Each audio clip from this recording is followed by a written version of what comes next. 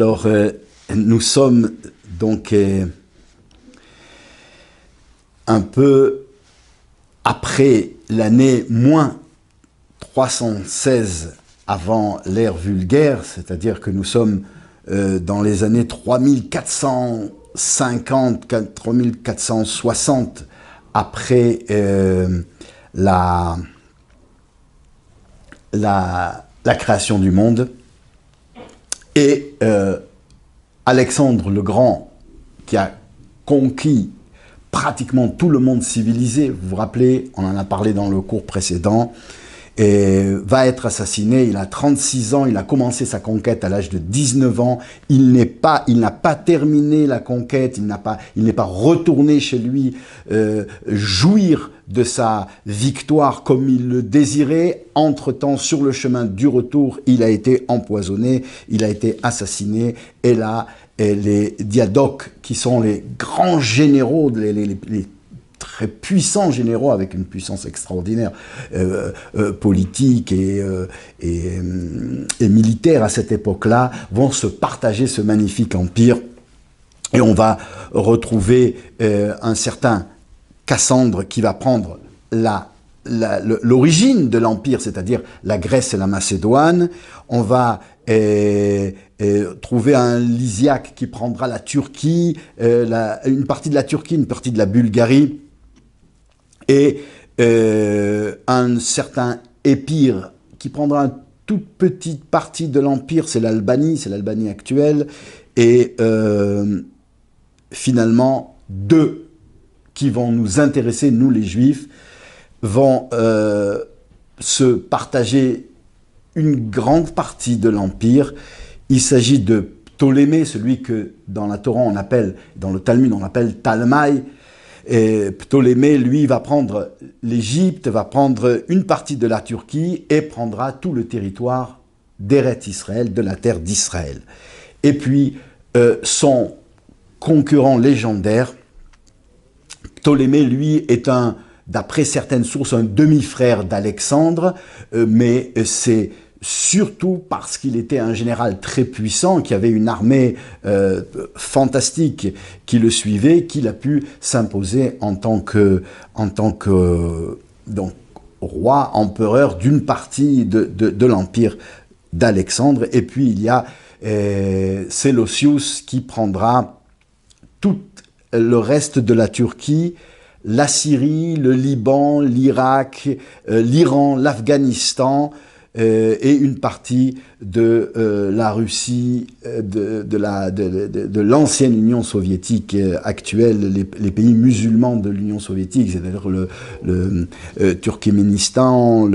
les États autour de Bukhara, etc., etc.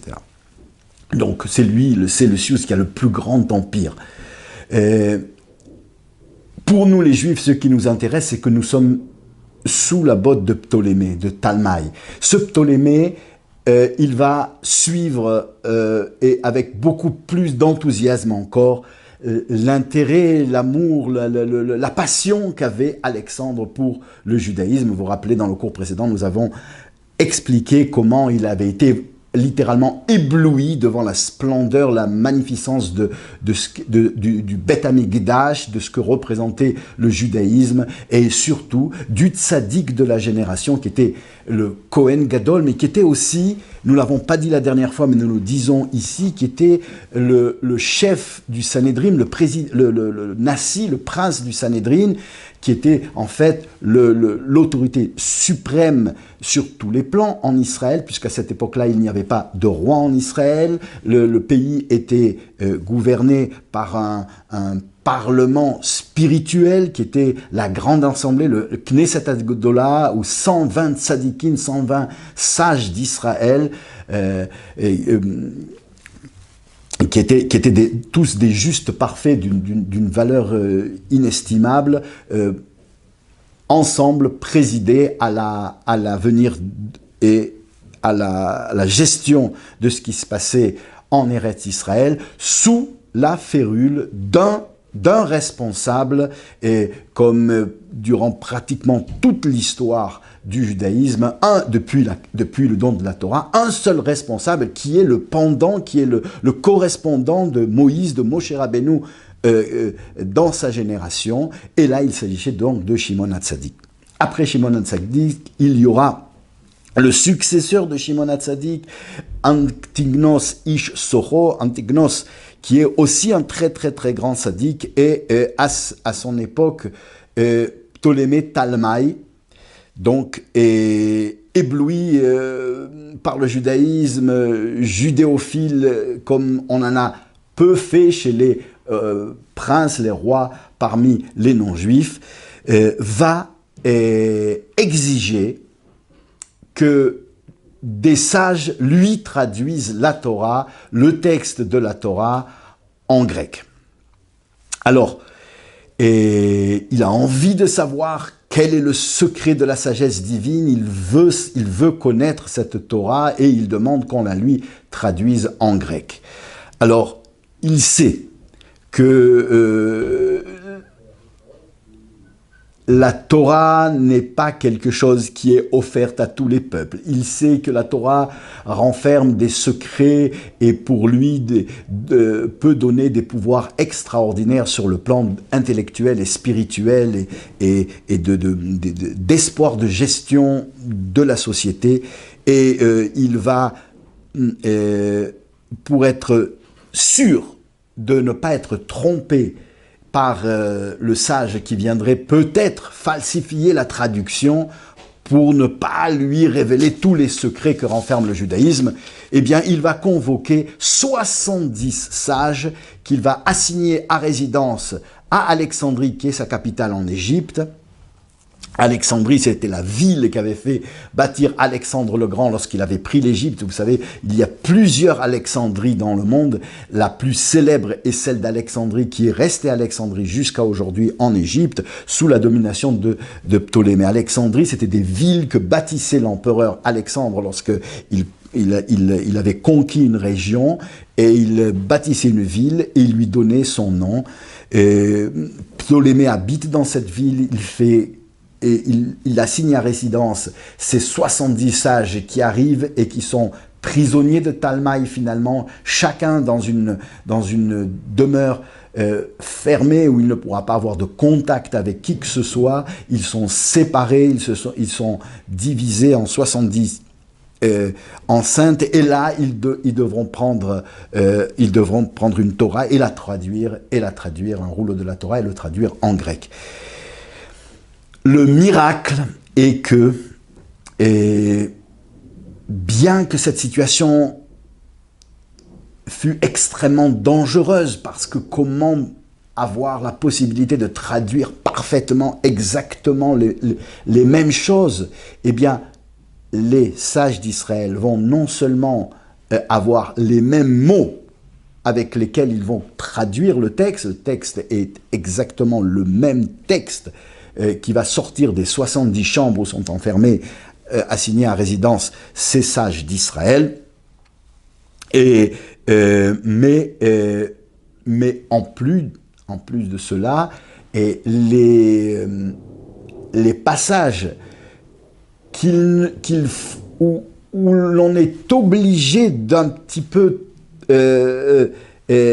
arranger et radoucir ou parfois même changer un petit peu le sens littéral pour en avoir le sens profond, et pour que le lecteur n'en vienne pas à croire à autre chose qu'un autre Dieu. Je veux citer par exemple le fait que il est écrit au début, Bereshit, Dieu créa le monde, le ciel et la terre. On pourrait croire que c'est le Dieu Bereshit, que c'est Bereshit qui a créé au début le Dieu du ciel et de la terre. Alors ils ont tous transformé le texte de telle façon qu'ils reproduisent vraiment l'idée du monothéisme, l'idée de la Torah elle-même, et d'une manière exemplaire, puisque chacun a écrit exactement les mêmes mots. Donc il est extrêmement satisfait, il récompense les Juifs, il est heureux, mais l'histoire n'est pas toujours vue de la même façon en haut dans le ciel, telle qu'elle est sur la terre. Parfois, des événements extrêmement heureux, miraculeux, vont être en fait la source de grands déboires par la suite, parce que tels qu'ils sont enchaînés en haut dans les mondes supérieurs, vus en haut dans les domaines de la divinité, ça ne correspond pas exactement à ce que l'œil humain voit sur la terre. Et nous, en tant que juifs, nous sommes un petit peu entre les deux quand nous parlons d'histoire, parce que nous sommes les témoins de ce qui se passe sur la terre, mais nous sommes aussi ceux qui ont le privilège d'avoir une vue telle que les choses sont en haut, et notre vérité en tant que peuple juif dans l'histoire telle qu'elle est racontée par les sages et par le Talmud et par les grands chachamim, les érudits de la Torah qui ont relaté l'histoire, elle permet d'avoir cette vérité-là qui fait l'équilibre entre le fond et la forme de l'histoire, avec un grand H, si on peut dire. Alors, le problème ici était que pour la première fois, depuis que les Juifs sont retournés sur leur terre, eh bien, les sages d'Israël, la Torah d'Israël, se sera pliée à la volonté d'un seigneur, d'un roi, d'un dictateur, d'un général grec, helléniste. Et on avait parlé du choc des civilisations qui s'étaient rencontrées, le rendez-vous des civilisations lorsque Alexandre, qui représente en tant qu'adepte d'Aristote, qui est lui-même l'élève de Platon, lui-même l'élève de Socrate, qui représente la philosophie grecque, qui représente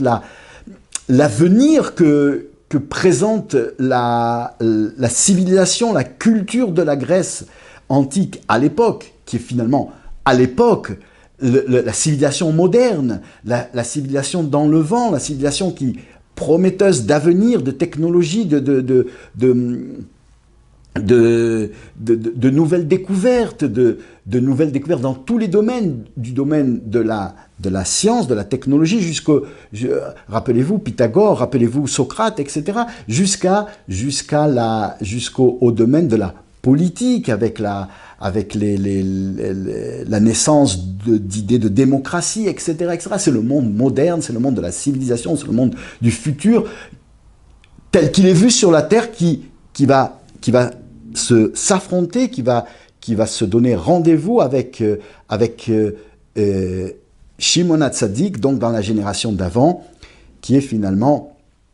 le responsable de la véritable culture, de la véritable sagesse divine, du judaïsme, de ce qui est le but de la création du monde, le moteur de cet univers que Dieu a créé il y a, à cette époque-là, à peu près 3600 et quelques années. Alors, judaïsme, hellénisme, jusqu'à présent, depuis cette rencontre, depuis ce rendez-vous devant Jérusalem entre Alexandre et Shimon HaTzadik, c'est les Juifs qui ont gagné. C'est le judaïsme qui a écrasé, qui a ébloui la Grèce. Mais pour la première fois, les choses vont être dans les coulisses, d'une manière cachée, vont être renversées lorsque Talmaï Ptolémée, bien que judéophile extraordinaire, va forcer les sages à venir chez lui, il va les enfermer, il va les assigner dans des résidences où ils ne pourront pas se voir, et il va les obliger, il va leur ordonner de traduire la Torah. Lorsque la Torah reçoit l'ordre, alors il y a un problème. Lorsque le sage reçoit un ordre et obéit à un ordre qui est donné par quelqu'un, fût-il Ptolémée, fût-il le plus amoureux du judaïsme. Mais lorsqu'un goy va dominer un juif, lorsqu'il va lui ordonner de se plier, même si c'est soi-disant pour le bien du judaïsme, il y a problème parce que le monde est ici à l'envers. Le juif est la fine fleur de la création, c'est ce qui est exprimé dans la Torah par le premier mot de la Torah, Bereshit bara Elokim et hashamayim vet haaretz. Bereshit peut se traduire par deux commencements, Bet, Réchit. Réchit, c'est commencement. Bereshit, sur le plan du contexte, on le traduit par au commencement, c'est-à-dire dans le commencement, Dieu créa le ciel et la terre, mais cette formule est problématique. Étymologiquement, littéralement, c'est Bereshit, dans le commencement. Pourquoi avoir torturé le texte de cette façon-là? Eh bien, Rashi va nous éclairer, c'est parce que le Bet veut dire deux. Il représente la valeur numérique de 2. Il y a deux prémices à la création qui seront la clé, le moteur, la raison d'être de cette création. C'est la Torah et Israël, la Torah elle-même étant au service d'Israël pour venir exprimer le fait que le moteur, la raison d'être, la fine fleur, tel que les sages le disent, la prunelle des yeux du Créateur est le peuple juif, et c'est lui qui doit dominer par sa soumission à la Torah, par sa soumission à Dieu, dominer le monde et la nature pour enfin sublimer cet univers qui a été créé par Dieu et apporter à cet univers le plus grand bonheur possible, la plus grande félicité à travers dont félicité, bonheur, dont profiteront tous les goïms, non seulement les goïms, mais même les animaux, même les végétaux, même les minéraux. Le monde entier arrivera à la félicité parfaite lorsque les Juifs unis pratiqueront la Torah dans un monde libéré, sous la domination du peuple juif, sous la férule du roi Mashiach, qui est le représentant de Moshe, qui est le représentant de David sur la terre. Alors, vous comprenez que dans cette mouvance, ce qui s'est passé avec Talmaï, bien que ce soit un miracle, ça a été le début d'une chute qui va doucement dans l'histoire déboucher sur les massacres et les persécutions et les difficultés et